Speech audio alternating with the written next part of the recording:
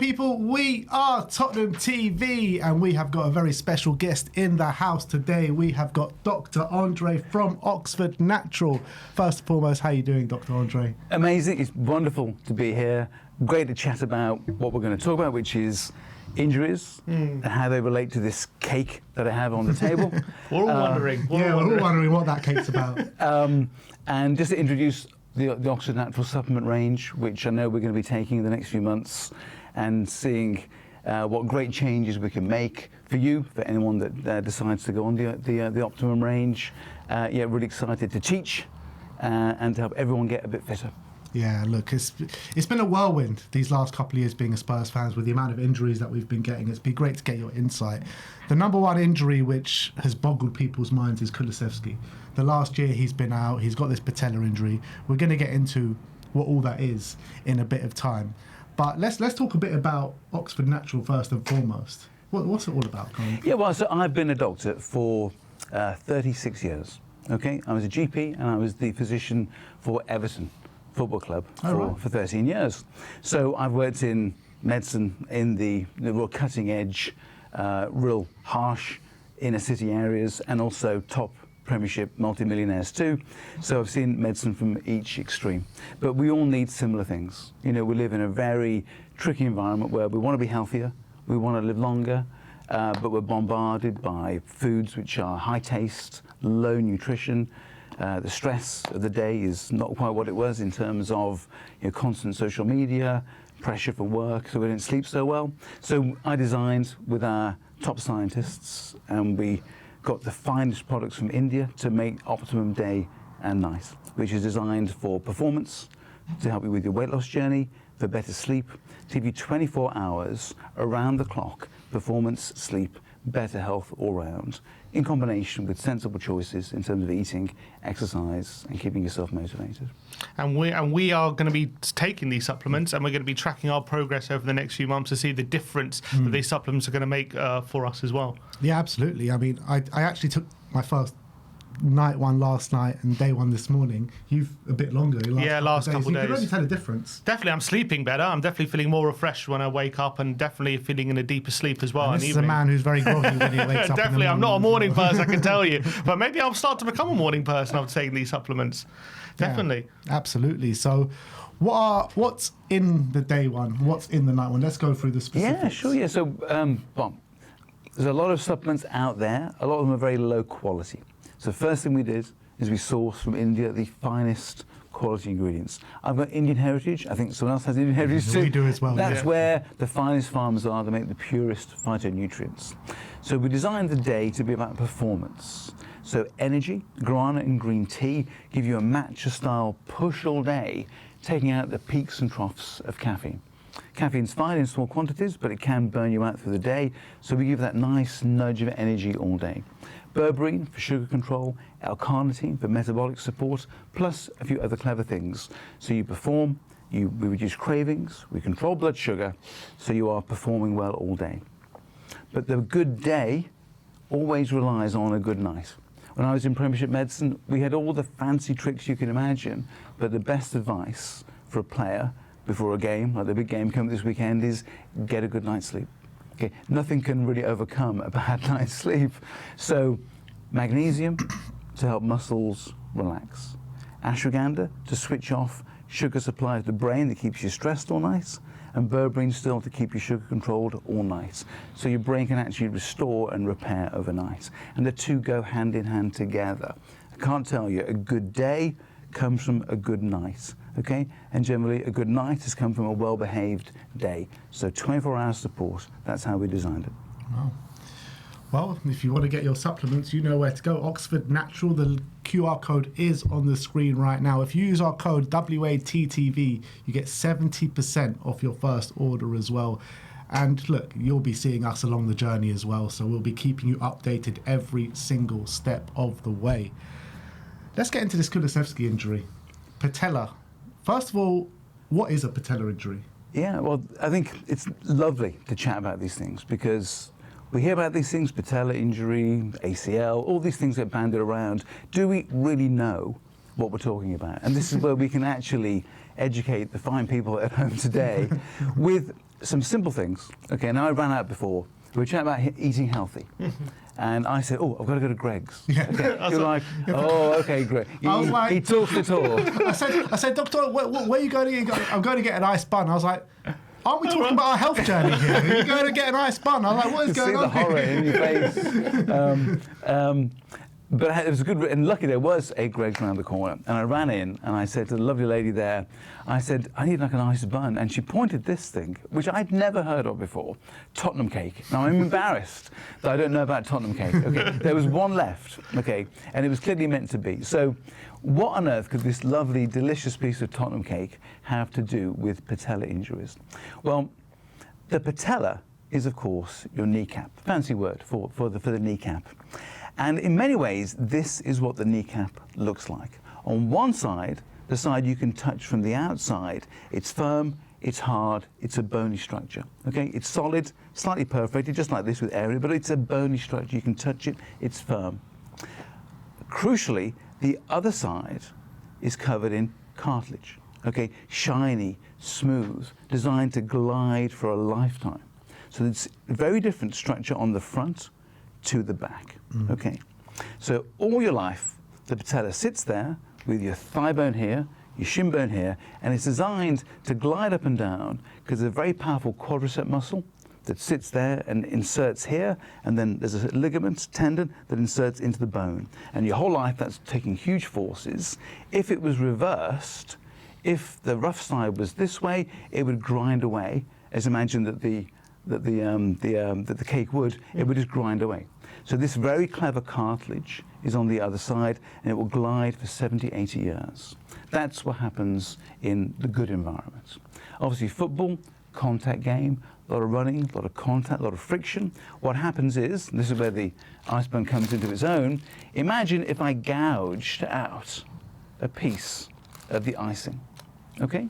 And let's say that Kulusevski is playing, okay? There's his knee on the outside, he gets a huge blow, okay? There's a contact between the icing side and the bone behind, okay? And what happens is a chunk of that falls out. So now, it's not like it was before, a smooth, even, shiny surface. It's got a whopping great hole in it, and bone there as well. And bone, God bless it, reacts. If you touch bone, it starts to make more bone. So this here will start to grow more bone, become irregular, and some of the cake will come out. Then you've got a super rough surface that will grind away. So commonly, footballers have slightly moth-eaten cartilage from years of play, but some traumas cause chunks to fall out, and then we have an issue. Now what do you do? Now you can wait, and just with time that can seal over with a bit of scar tissue. Never the icing again. You can't make any more icing, but it'll scar and glue down. That can work, but it's a slow process because the icing doesn't have any blood supply, so it always heals really slowly. So in his case, I'm assuming there's a cartilage damage, you hope it settles, you keep trying, but it doesn't quite work out because the defect is maybe too big. So what do you do then? Well, there are then surgical options. You can grow in a laboratory some icing, okay? Take it from somewhere else and grow it in a little test tube, and then surgically stick some back in, okay, grafting it. Or you can take a laser and scar that area with dense scar tissue, and hopefully that will become inert, and then it will work without becoming inflamed and the bone overgrowing. So that, I think, is the most likely issue that he had with the cartilage. Now clearly, if you get a blow that's big enough, you can have a fracture of the patella. That's a fracture, okay? And that might heal, but sometimes it doesn't heal quite so well, and it leaves a little defect, and that might need to be repaired by putting a pin, I haven't got one, but putting a pin in there to join that together. So those are the most common patella issues. So if the patella is fractured, as you say, which has been rumoured, you would say it can never actually fully heal. You would have to, like, basically patch it up, like with something to hold it together. The patella it's like any other bone. It can absolutely heal, and most of the time it would just heal back together perfectly well. But sometimes the fault line that's formed doesn't quite allow for the vigorous action of football, and the violent contractions mean it just disturbs. So again, we don't know, but these are the two possible complications. One is that damage there, which needs surgery to repair, or that the crack there has healed, but in a way that keeps just opening up again. And therefore you think, well, if that keeps happening, we must then go into the next stage, which is surgery. Surgery really always needs to be the last option, because it's very violent in itself. It involves smashing things, hammers and chisels, and breaking things apart. You need to know you're going to get a better result than leaving things and letting nature do it itself. So for that reason, sometimes surgery is needed. But clearly it was a long injury, and so it was either this cartilage that heals poorly, or possibly a fracture that never quite united adequately and needs some actual carpentry, some metal work to go in there to make it strong again. They've always said it's a complicated injury and a complicated healing process. After a year out, it's just over a year out now, there's still no kind of talk about when he's going to come back. There's no return date. Is that kind of normal for this kind of injury, or do you think there should be a kind of return date? Is that just the nature trying to take its course of them trying to let it heal itself? If it's gone on to a surgical situation, then again you're looking often at months-long recovery. And again, if the hand has been forced into an operation, then you are repairing tissue that was a bit damaged already. So that is maybe not quite so predictable. And then you have to learn a new way of running and moving when you have this new architecture in the knee, and that can all take time.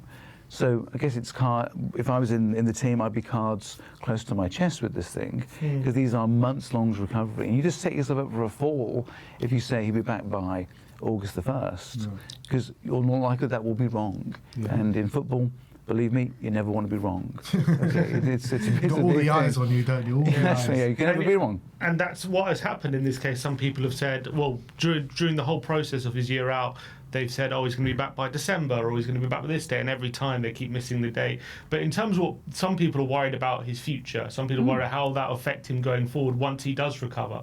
If he does recover that, let's hope he does. How do you think, if it was like a fracture, how would that affect him down the line? Like, sometimes, like when a player has an ACL, it can take them up to a year to get back to their best, they say. With a patella injury, something like that, are you looking at a similar time frame to be back to where you were like before the injury? Yeah, I mean, we're never exactly the same after an injury, because we never heal with the exact tissue that we were born with. We heal with scar tissue, different tissues, which are useful but never quite the same. But I think with a long period out of that kind, you clearly decondition. Your legs lose some of their strength and power, which needs to be returned. And the longer you're out with an injury, the more chance it fails, because you're now toward the end stage, whereby we're running out of options. And he's a year older. I don't know exactly how old he is, but he's more mature, and age always counts against you in terms of healing. So it is completely possible that this is successful, he returns to playing, feels terrific, has great seasons. That is totally possible. But he's in a higher risk group, whereby sometimes that doesn't happen. And obviously, eventually, curtain comes down on a career for some reason eventually. Now, we don't know these things at this stage, but obviously you have more concern due to the duration of time out, but still plenty of possibility he returns in fantastic nick. Is there a possibility of a risk of a reoccurrence, or could it affect somewhere else on the leg or the knee in terms of a different injury? Yeah, but what you're saying, the absolute right thing, that the body is complicated. No joint works in isolation. You put more trauma on other things when you remove pressure on something else. It's very much an individual experience. No two players have a similar lifetime in terms of injuries. They're always different, and that's the nature when you sign players. When we do big signings back in the day, and there's millions of pounds in terms of contract on the table, you have to weigh these things up. This player's had this injury. I can tell you see scans and X-rays of players, you would think this person is 90 years old, okay, but they've played the whole season and several seasons. And the picture doesn't really match with the player. Other people come looking beautiful, pristine, everything's shiny, and 2 weeks in, they have some huge cruciate injury, and then they're out for for ages. Yeah. So, unfortunately, human beings by their nature are individual. Okay. Oh, unbelievable insight, Dr. Andre. Thank you And so you much. mentioned one thing about Yeah. cruciate injuries. I'll just chuck it in there. ACLs, yeah. ACLs. So, just as a nugget, because it's I mentioned it on another channel recently, is the reason why anterior cruciate injuries take a year to recover is, one, there's always surgery. Two, they take a tendon and replace the torn ligament with a tendon. And a tendon is not a ligament, okay? But when you remove a tendon and put it somewhere else, it scars over. And it changes from being a stretchy tendon into a thickened, scarred ligament. And that process always takes about 9 months. That's why we know straight away when you do a cruciate, you're out for the season. And not because whatever we do, the thing we put in that we graft somewhere else, just through nature, will take 9 months to become the structure that we want it to be. Doesn't matter what you do, how strong you are, that always takes that long. That's why it's always. And we've just had that with another one of our players, Xavi, who's obviously now going to be out for 9 months with an anterior cruciate ligament injury. But they also say once they have the surgery, especially if they do it for the first time, it does become more robust. And it's less, and the less chance of maybe doing it again. What we know is that the surgery is very, very effective. Okay, because really you never tear a perfect cruciate.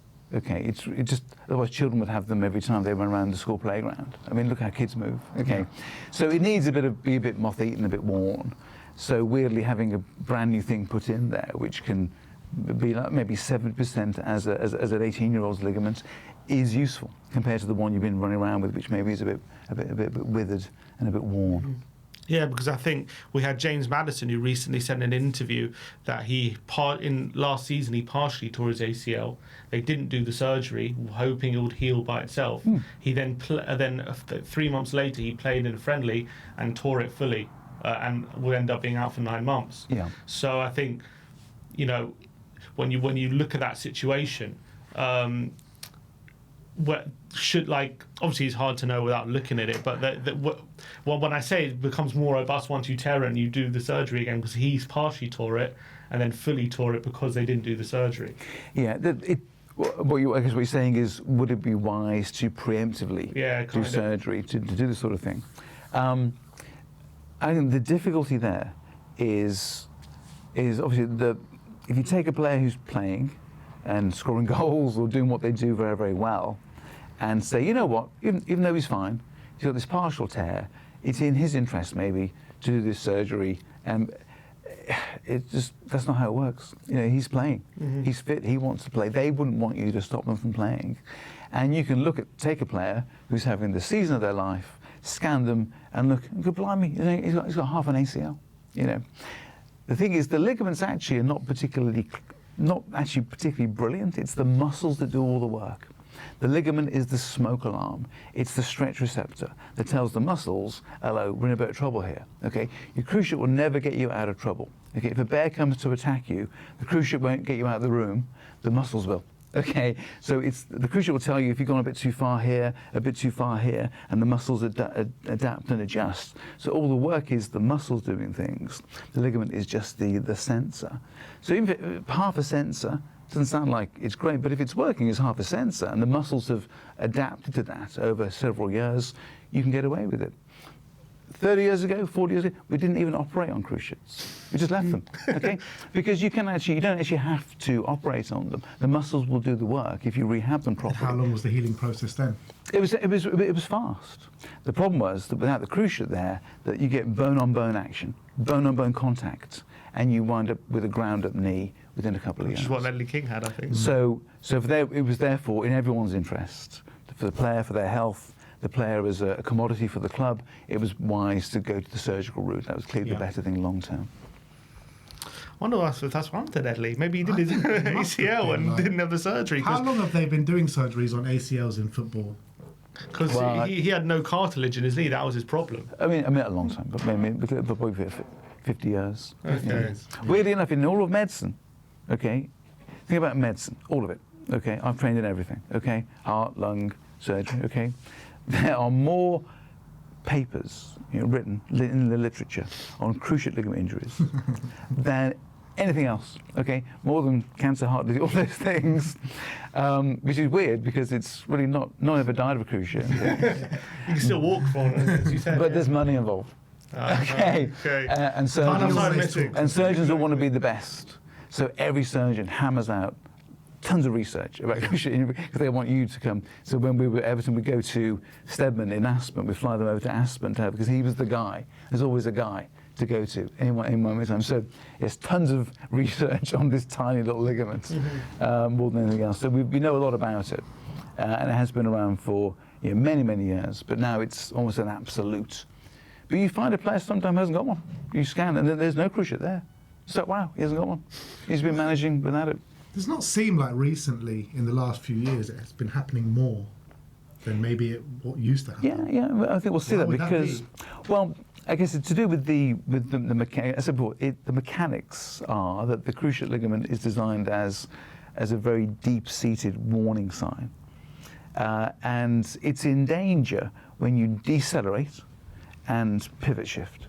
Okay, and so as the game changes into continuous high press, sudden acceleration, forward amount, you can see how you could potentially have more of an issue with those sort of injuries. I mean, hamstring injuries too. Yeah. I mean, women tend to be affected by cruciate ligaments way more than men. Oh, really? So the women's game is very, very badly affected by cruciate ligament injuries, but with good reason. The women's anatomy is slightly different. Their landing mechanics, I mean, the knee sort of goes in more and puts more strain.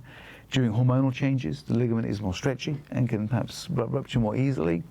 And they have a different balance between the muscle quadricep and the hamstring. And ideally, you want those beautifully balanced, and they tend to favor one more than the other, so there's more torsion through them. So, so that's one of the reasons why we see them more in the game now in guys, and also, unfortunately, more in the women's game too. Wow. Unbelievable insight. I can listen to you all day long talking about this injury. The problem is that Spurs get so many injuries. I'll be back. I'll be back. We'll have you in every week if we follow every Tottenham injury. Exactly. But also know a lot about cakes as well. we want to change the subject. Be careful not to touch it. Yeah. Dr. Andre, thank you so much for coming in today. Unbelievable insight. Oxford Natural. Unbelievable supplements here, day and night. Optimum day and night. You can get it 70% off, people, on your first purchase using our code WATTV. You can see the QR code on the bottom right-hand corner of the screen as well. But Dr. Andre, I'm sure we'll see you very soon. I'm looking forward to your journey the next few months. Yeah, consistency is key. This is one thing I'll always say is consistency. Things take a while to work, a while to kick in. 3 months, 4 months. Supplements certainly take 3 or 4 months to really see a change. Maybe the first month you see better energy, then better sleep, then maybe some weight comes off, but it just takes a bit of time. Consistency is key. I always say that. Thank you, Doctor. Looking forward to it. As the guys on the journey have seen us go from 2 skinny boys to a few, I wouldn't say fat boys, but a few plump boys. So now it's going to reverse and go the other way, hopefully. But thank you, Dr. Andre, for coming in. We'll see you guys very soon. Let us know your thoughts in the comment section below. Like, subscribe, and comment. And as always, come on, you Spurs.